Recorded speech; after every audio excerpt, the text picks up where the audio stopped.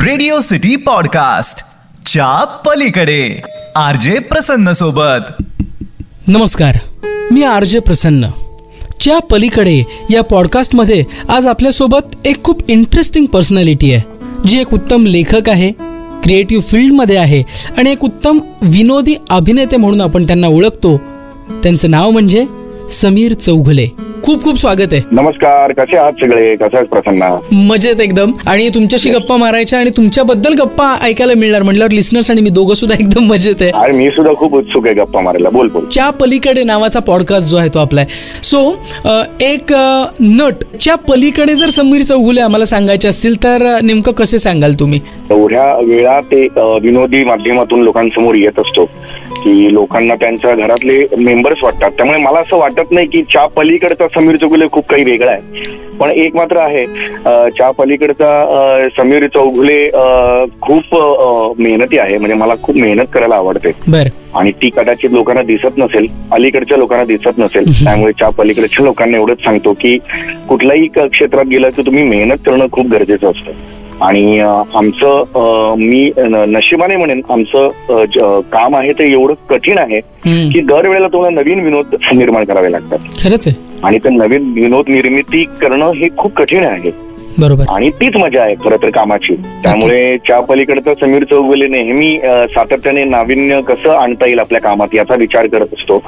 आणि मूळ हेतू हाच असतो की सगळ्या रसिक प्रेक्षकांचं निखळ मनोरंजन करायचं आणि त्यांना त्यांच्या संपूर्ण नेहमीच्या ज्या समस्या असतात, विवंचना असतात, त्यापासून दूर करायचं, एवढं म्हणत आहे. खरी गोष्ट आहे. मी आता अथर्व सुदामेला सुद्धा ज्यावेळेस विचारलं होतं ना, त्यावेळेस सुद्धा त्यांनी एक प्रश्न असा मांडला होता की रील्स मधनं मी लोकांना हसवताना आणि विनोद करताना, खौट बोलताना दिसत असतो, तर लोकांना ज्यावेळेस भेटतो त्यावेळेस त्यांची अपेक्षा असते की मी तसंच असावं जसं रीलमध्ये दिसतो तसा. तुम्हाला असा प्रसंग कधी अनुभवायला मिळाला का? तुम्ही स्क्रीनवर जास्ती विनोदी असता असं नाही वगैरे काही? हो, नाही, नॉर्मली ते जे असं म्हणाला ते अगदी खरं आहे. लोकांना असं वाटतं की आम्ही रिअल लाईफ मध्ये सुद्धा विनोद करत असतो आणि पंच मारत असतो वगैरे. तसं नसतं. सामान्य माणसं सुद्धा आम्ही आहोतच ना त्या जोडीला. त्यामुळे सामान्य माणसाला ज्या विवंचना असतात, ज्या प्रॉब्लेमचा सामना करावा लागतो ते आम्हालाही करावा लागतो. बरोबर. जसं तुम्हाला EMI आहेत, हाऊसिंग लोनचे, तशा आम्हाला सुद्धा आहेत. आणि त्यासाठी म्हणजे जसं नोकरदार माणसाला अनेक गोष्टी असतात, येताना जाताना ट्रॅफिकचं टेन्शन असतं, मग घर असतात, या घरात सगळे आपले कुटुंब सदस्य असतात. ह्या सगळ्या गोष्टी, या सगळ्यांची जबाबदारी आमच्यावर सुद्धा असते. त्यामुळे सातत्याने सतत विनोद करत राहणं हे प्रॅक्टिकली शक्य नाहीये. ते चार्ली चॅप्लिन यांना सुद्धा शक्य नव्हतं. त्यामुळे ते आपण तर खूप दूरची गोष्ट आहे. त्यामुळे लोकांच्या अपेक्षा नेहमीच असतात की जरा एक ते हे करा ना, जरा ते, किंवा कुठेही बाहेर गेलो की आपण हॉटेलमध्ये आहोत किंवा काय आहोत, लोकांचं प्रेम असतं, निश्चित प्रेम असतं. त्यामुळे अनेक वेळेला त्यांना तीच अपेक्षा असते की तसेच आम्ही त्यांच्या समोर यावे. नक्कीच नक्कीच. प्रत्येक माणूस, मग तो मोठा कलाकार असेल किंवा सर्वसामान्य माणूस असेल, स्वतःबद्दल थोडासा विचार करतो. त्यावेळेस माझ्यामध्ये ह्या प्लस पॉइंट्स हे माझ्यामध्ये आहेत आणि ह्या गोष्टी माझ्या मी बदलल्या तर मला आयुष्यात फायदा होऊ शकेल असं वाटत असतं. तर समीर चौघुले यांच्याबद्दल सांगायचं असेल तर कुठल्या गोष्टी प्लस पॉइंट वाटतात? जसं तुम्ही मेहनती आहे हे सांगितलं, तशा कुठल्या गोष्टी प्लस पॉइंट आहेत आणि कुठल्या गोष्टी बदलल्या तर बरं होईल असं वाटतं? नाही, मला असं वाटतं की प्लस पॉइंट पेक्षा आपण ज्या गोष्टी बदलल्या आहेत त्याबद्दल बोलूया. आणि प्रत्येकाला आपापले प्रत्येक पॉइंट हा प्लस पॉइंटच वाटत असतो. थोडंसं पेशन्सनी, कारण माझं कसं होतं की बऱ्यापैकी मी शिस्तबद्ध काम करणारा मनुष्य आहे. तर वेळेवर सेटवर जाणे किंवा एखाद्याला वेळ दिलेली पाळणे. पण आपल्या इकडे माझ्या लक्षात आलेलं आहे की आपण जेवढी वेळ पाळतो किंवा आपण जेवढं शिस्तबद्ध काम करतो तेवढं दुसरा करेल याची गॅरंटी आपण नाही देऊ शकत. त्यामुळे आपल्या देशात तरी ते शक्य नाहीये. बरं. त्यामुळे खूप शांत राहायला लागतं. डोकं शांत ठेवणं हा एक उपाय हळूहळू त्याच्यावर मी खूप काम केलेलं आहे. त्यामुळे स्वतःची चिडचिड होऊन आपण दुसऱ्याला सुधरवू नाही शकत हे मला कळलंय. त्यामुळे आपण शांत राहायचं आणि थोडेसे पेशन्स वाढवायचे. खूप एन्झायटी वाढते म्हणजे एखादा परफॉर्मन्स किंवा काही आला जवळ. बरं. तर खूप एन्झायटी माझी वाढते. असा एक माझा दोष माझाच मला कळलेला आहे की कधी एकदा तो परफॉर्मन्स करतोय मी याची घाई लागते मला आणि त्या एन्झायटीत खूप प्रेशर वाढतं. ओके. तर थोडंसं त्या एन्झायटीवर सुद्धा मला काम करणं गरजेचं आहे की शांत राहा. कधी कधी काय होतं, टेक्निकल प्रॉब्लेम होतात शूट सुरू असताना, बरोबर, की लाहे जातात, मग मी एकदम डिस्टर्ब होऊन जातो आणि त्याचा परिणाम कधी कधी स्किटवर होऊ शकतो, परफॉर्मन्सवर. तसं नाही झालं पाहिजे. कुठलाही प्रॉब्लेम आला तरी त्याचा परिणाम ह्या माझ्या प्रहसनांवर किंवा माझ्या परफॉर्मन्सवर झाला नाही पाहिजे. हे खरं तर असंच असलं पाहिजे, कारण टेक्निकल प्रॉब्लेम कधी येऊ शकतात, लाईट जाऊ शकतात, काही होऊ शकतात. बरोबर आहे. तर त्यामुळे या गोष्टींवर माझ्या मते या बारीक बारीक गोष्टी आहेत, पण त्या गोष्टींवर आपण वर्क करत राहणं खूप गरजेचं आहे. आणि कधी कधी खूप विनोद होऊन असं वाटतं की आता विनोदच निघत नाहीये, तर त्यावेळेला काय करू शकतोय, त्यावेळेला थोडंसं शांत राहणं गरजेचं आहे, वाचन वाढवणं गरजेचं आहे. या गोष्टी सध्या मिळत नाहीयेत वेळेअभावी. बरोबर. तर या सगळ्या गोष्टींवर वर्क करणं गरजेचं आहे. नक्कीच. पण आता सध्या तर बिझी शेड्यूल आहेच आहे, याच्यामधनं सुद्धा थोडासा वेळ मिळाला समज स्वतःसाठी, तर समीर चौगुले काय करतात? मला खरं सांगू, मला ना गाणी ऐकायला खूप आवडतात. मला मोहम्मद रफींचा मी खूप मोठा फॅन आहे. आणि जुनी गाणी मला ऐकायला खूप आवडतात. माझ्या घरी कॅरोके आहे, सिस्टीम आहे.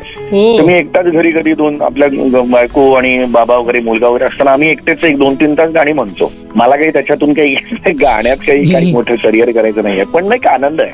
मला असं वाटतं की गाण्यासारखं दुसरं मेडिटेशन नाहीये. नुसतं गाणं ऐकणं याच्यासारखं मेडिटेशन नाहीये. खरंच आहे. मला कधी कधी जेवण करायला सुद्धा आवडतं. माझा एखादा मूड लागला की मी अगदी व्यवस्थित जेवण म्हणजे युट्यूबवर बघून वगैरे असं करतो जेवण. पसारा खूप होतो, पण माझ्यासाठी तो मोठा मेडिटेशन पॉइंट आहे असं मला वाटतं. वाचन मला खूप आवडतं. कुठेतरी समुद्र किनारी जाऊन किंवा वर्जिन बीचवर किंवा किल्ल्यावर वगैरे जाऊन, समोर संपूर्ण झाडी आहे आणि तिकडे जाऊन मला पु ल देशपांडेंचं कुठलंही पुस्तक हे वाचायचं, याच्यासारखा दुसरा आनंद नाहीये. तर हे करायला मला खूप आवडतं. बरोबर. पण समीर चौगुलेंनी हे केव्हा ठरवलं होतं की आपल्याला करायचंय तर ऍक्टिंगच करायची, हे कधी ठरलं?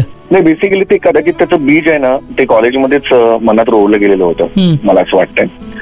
त्याच्यानंतर पण आमच्या काळी, म्हणजे मी 90ची गोष्ट आहे, 93 ला साली मी हे झालो, 1993 ला मी ग्रॅज्युएट झालो. त्या काळी ना सिरियल्सच नव्हत्या, चॅनल्सच नव्हते एवढे. त्यामुळे आता जेवढे चॅनलमध्ये कामं आहेत किंवा एवढं एक्सपोजर आहे, त्या काळी नव्हतं. त्यामुळे एकच व्यावसायिक नाटक हे आमच्यासाठी एक मुख्य दार होतं करिअर करणाऱ्यांसाठी. बरोबर. आणि घरातून एवढा म्हणावा तेवढा हे नव्हता अनेक ठिकाणी. त्यामुळे नोकरी केली मी 7 वर्ष. त्यामुळे मनात कुठेतरी होतं ते जे एकांकिका स्पर्धांमध्ये, कॉलेजच्या महाविद्यालयीन स्पर्धामध्ये जे बीज रोवलं गेलं, ते कुठेतरी ना पूर्णतः मृत अवस्थेत नव्हतं, ते कुठेतरी ना लाईव्ह होतं. आणि असं म्हणतात ना, मराठी माणसाच्या अंगात नाटक हे वेळ एकदा घुसलं ना की ते कधी बाहेर येईल माहित नाही. म्हणजे जगाच्या कुठल्याही पाठीवर 4 मराठी माणसं भेटली की मंडळ स्थापन करतात आणि नाटक करतात. हे एक म्हणतात ना, मी रोहिणी आणि नीला कशी आपली रक्तवाहिनी आहेत, तशी एक नाटक नावाची एक अदृश्य रक्तवाहिनी आपल्या मराठी माणसाच्या मनगटात असतेच. खरंच आहे. आणि त्यानंतर मग व्यावसायिक नाटक आले यदा कदाचित नावाचं माझ्या आयुष्यात, ज्याचे मी जवळजवळ 3000 प्रयोग केले. आणि तिथे मग हळूहळू कामं, मग सिरियल्स, ETV आलं, ZTV आलं, याच्यावर हळूहळू कामं मिळायला गेली. आणि मग कुठेतरी असं वाटायला लागलं की या क्षेत्रात करिअर होऊ शकतं. आणि 7 वर्ष नोकरी केल्यानंतर मी ते माझं काम मी राजीनामा दिला त्याचा, आणि म्हटलं चला करूया. घरच्यांच्या पाठिंब्यावर, बायकोनी खूप मोठा पाठिंबा दिला. तिला कळलं की हा इथे जास्त या क्षेत्रातच रमवू शकतो. एक्झॅक्टली. आणि मग मला वाटलं नाही, आता इथे येऊया आणि करूया. आणि द रेस्ट इज हिस्ट्री. म्हणजे आता लोकांच्या दयाने आवडतंय लोकांना माझं काम. नक्कीच. आणि बऱ्यापैकी आहे काम. आता बाहेर पडल्यानंतर विदाऊट मास्क लावून वगैरे असं फिरता येतं काय? नेमकं फिरावं लागतं. आता परवाच मी कोकणात गेलो होतो एका माझ्या मामाकडे. त्या काळी ट्रेननी मी गेलो होतो, कारण मला ट्रेन जास्त बरी पडते, कारण पटकन एकतर जाते, अजून तर रस्ते नीट झालेले नाहीये, त्यामुळे पण मास्क लावून जावं लागतं, अदरवाईज खूप गर्दी होते. बरोबर. आणि म्हणजे त्याचा आनंद आहेच मला, त्याची तक्रार नाहीये. पण अनेक वेळेला काय होतं, त्या फोटो देण्याच्या नादात ट्रेन सुटायची भीती असते किंवा हे असते, किंवा आपण एक फॅमिली बरोबर सुद्धा गेलो कुठे बाहेर फिरायला, की आपल्याला एक फॅमिलीला वेळ देणं सुद्धा खूप गरजेचं असतं. जसं मी इतरांचा आहे तसा फॅमिलीचा सुद्धा आहे. त्यामुळे त्या काळी थोडंसं मास्क लावावा लागतो, पण त्यामागे कुठेही असा अनादर स्वीकार करणं हा भाव नाहीये. समीर चौगुले जर अभिनेता नसते, दुसऱ्या क्षेत्रामध्ये कुठले असते तर काय असले असते, काय ओळख असली असते? कुक झालो असतो मी. बरं. मला कुक व्हायला खूप शेफ झालो असतो. मला खूप आवड आहे. मी अजूनही, मी खूप खोटं वाटेल तुला, मी ते मध्ये ते क्लिप्स येतात ना मध्ये ते कसा पदार्थ करायचा किंवा राजमा कसा करायचा, ते मी एकदा लागलं की ते बघत असतो. आणि मला हे अगदीच हे वियर्ड आहे, पण मला सर्पद पकडणारे असतात ना ते पण व्हायला खूप आवडलं असतं. मला खूप आकर्षण आहे. आतापर्यंत पकडलंय कधी? नाही पकडलं, मी एकदा ट्रेनिंग घेतलं होतं. बर. पण मी घाबरतो सापांना, पण मला त्या गोष्टीचं कुतूहल खूप आहे. बर. साप या जातीचं मला इतकं कुतूहल आहे की मी खूप आपणचे व्हिडिओज आणि हे अभ्यास केलेला आहे, कुठल्या प्रकारचे हे विषारी असतात, बिनविषारी असतात. तर त्यातला एक अभ्यासक किंवा असं झालोच तो मला कदाचित आवडलं असतं पाहिला. नाही नक्कीच, पण तुम्ही साप पकडू शकाल का नाही माहित नाही, पण सर्वसामान्य मराठी माणसाची जी नाडी पकडायला पाहिजे ती तुम्ही एकदम योग्य पकडली. आणि आम्हाला जे हवं आहे ते तुमच्याकडनं भरभरून मिळतंय. आमच्या सगळ्या लिस्नर्सकडनं तुमची वाटचाल अशीच चालू राहू आणि उत्तरोत्तर वाढत जाऊ तुमचं क्षेत्र. या शुभेच्छा. थँक्यू. सगळ्यांचे खूप खूप आभार आणि तुझेही खूप खूप आभार. छान मनोमोकळ्या गप्पा मारल्या आणि मलाही खूप बरं वाटलं. Thank you very much. Thank you very much. आज आपल्यासोबत लेखक अभिनेते समीर चौगुले होते च्या पलीकडे या पॉडकास्टमध्ये. रेडिओ सिटी पॉडकास्ट च्या पलीकडे RJ प्रसन्न सोबत.